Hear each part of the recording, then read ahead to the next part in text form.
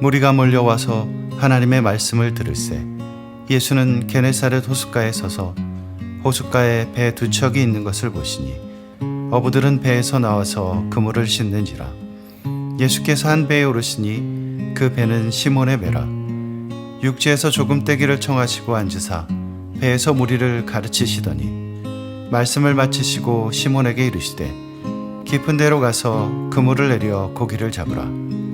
시몬이 대답하여 이르되 선생님, 우리들이 밤이 새도록 수고하였으되 잡은 것이 없지만은 말씀에 의지하여 내가 그물을 내리리이다 하고 그렇게 하니 고기를 잡은 것이 심히 많아 그물이 찢어지는지라.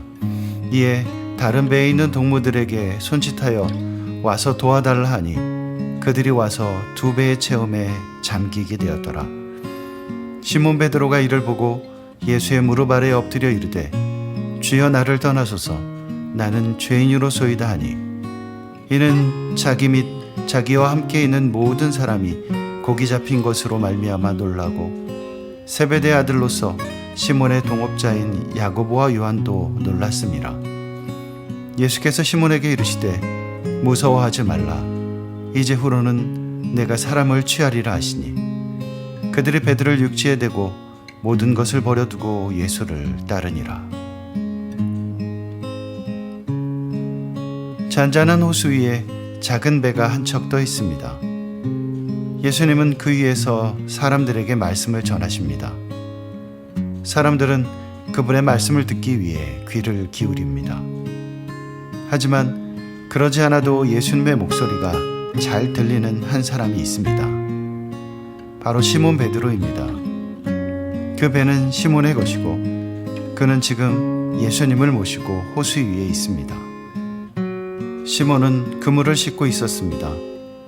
밤새 수고했어도 고기를 잡은 것이 없지만 그래도 상관없습니다. 살다 보면 그런 날도 있습니다. 그래도 내일을 위해 그물을 씻어야 합니다. 내일은 고기를 잡아야 하니까요. 그런데 예수님께서 오십니다. 그분이 배에 오르십니다. 말씀을 전하십니다. 그리고 명령하십니다. 깊은 데로 가서 그물을 내려 고기를 잡으라. 기적 같은 일이 일어납니다. 하지만 정작 베드로가 주목한 것은 배를 채워 잠기게 할 만큼 많은 물고기가 아닙니다. 자신이 죄인이라는 사실입니다. 그날 시몬은 진정으로 예수님을 만났던 것입니다. 그를 향한 예수님의 말씀은 한없이 부드럽습니다. 무서워하지 말라. 이제 후로는 내가 사람을 취하리라. 결국 베드로는 예수님을 따릅니다. 그리고 모든 것이 변합니다.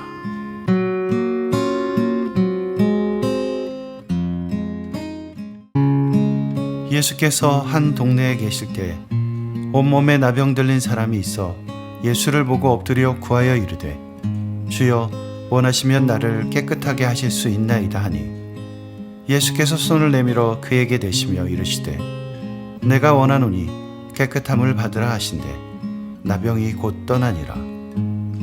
예수께서 그를 경고하시되 아무에게도 이르지 말고 가서 제사장에게 내 몸을 보이고 또 내가 깨끗하게 됨으로 인하여 모세가 명한 대로 예물을 드려 그들에게 입증하라 하셨더니 예수께서 손을 내밀어 그에게 대시며 이르시되 이 구절로 우리는 나병 들린 사람을 고치신 이 사건이 단순한 치유의 기적이 아니라는 것을 알 수 있습니다.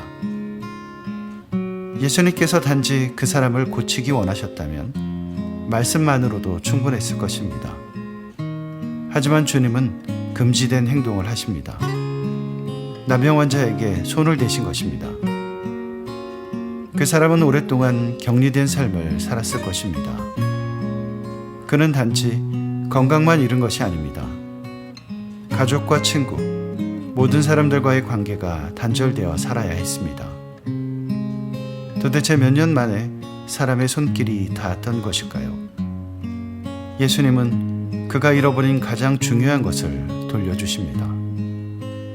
이제 제사장에게 몸을 보이고 예물을 드리면 그의 모든 관계가 회복됩니다. 이 사건이 보여주는 것은 분명합니다. 예수님은 우리의 끊어진 관계를 회복하시려고 오셨습니다.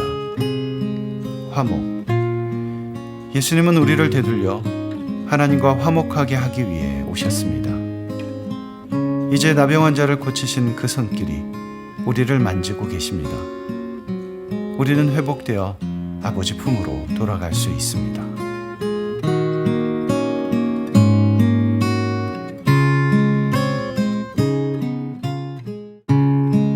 예수의 소문이 더욱 퍼지매 수많은 무리가 말씀도 듣고 자기 병도 고침을 받고자 하여 모여오되 예수는 물러가사 한적한 곳에서 기도하시니라. 예수님의 소문이 더욱더 퍼집니다.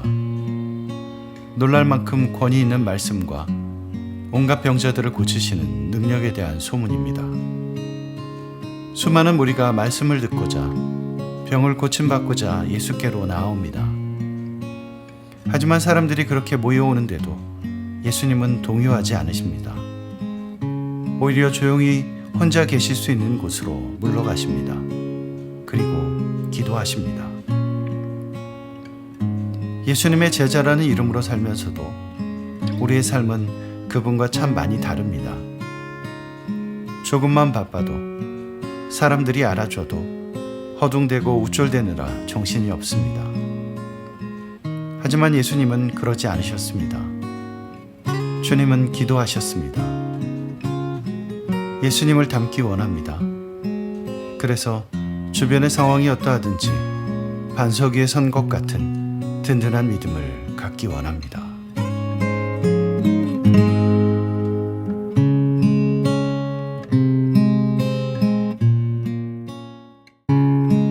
하루는 가르치실 때 갈릴리의 각 마을과 유대와 예루살렘에서 온 바리새인과 율법 교사들이 앉았는데 병을 고치는 주의 능력이 예수와 함께 하더라. 한 중풍병자를 사람들이 침상에 메고 와서 예수 앞에 들여놓고자 하였으나 무리 때문에 메고 들어갈 길을 얻지 못한지라 지붕에 올라가 기와를 벗기고 병자를 침상째 무리 가운데로 예수 앞에 달아내리니 예수께서 그들의 믿음을 보시고 이르시되 이 사람아 내 죄 사함을 받았느니라 하시니 서기관과 바리새인들이 생각하여 이르되 이 신성 모독하는 자가 누구냐 오직 하나님 외에 누가 능히 죄를 사하겠느냐. 예수께서 그 생각을 아시고 대답하여 이르시되 너희 마음에 무슨 생각을 하느냐. 내 죄 사함을 받았느니라 하는 말과 일어나 걸어가라 하는 말이 어느 것이 쉽겠느냐. 그러나 인자가 땅에서 죄를 사하는 권세가 있는 줄을 너희로 알게 하리라 하시고 중풍병자에게 말씀하시되 내가 내게 이르노니 일어나 내 침상을 가지고 집으로 가라 하시매 그 사람이 그들 앞에서 곧 일어나 그 누웠던 것을 가지고 하나님께 영광을 돌리며 자기 집으로 돌아가니 모든 사람이 놀라 하나님께 영광을 돌리며 심히 두려워하여 이르되 오늘 우리가 놀라운 일을 보았다 하니라. 사람들이 한 중풍병자를 데리고 예수님께 나옵니다. 그들은 예수님께 병자를 고치실 능력이 있다는 것을 믿었습니다. 예수님도 그들에게 믿음이 있음을 보셨습니다. 그리고 말씀하십니다. 이 사람아 내 죄 사함을 받았느니라.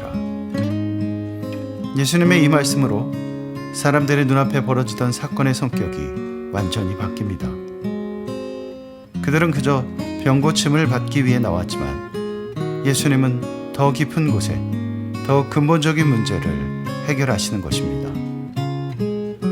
우리가 가진 문제가 무엇이든 그 뿌리는 죄에 있습니다. 하나님을 떠나 멀리 있기에 생기는 것입니다. 우리는 문제 자체에 매달리지만 예수님은 그 뿌리에 손을 대십니다. 그리고 우리가 기대하지 못했던 크고 놀라운 선물을 주십니다. 몸뿐 아니라 영혼까지 고치시는 것입니다. 벌떡 일어나 침상을 들고 하나님께 영광을 돌리며 돌아가던 그 사람을 생각해 보십시오. 마찬가지입니다. 우리의 변화된 모습을 보고 사람들이 하나님께 영광을 돌리며 말하게 될 것입니다. 오늘 우리가 놀라운 일을 보았도다.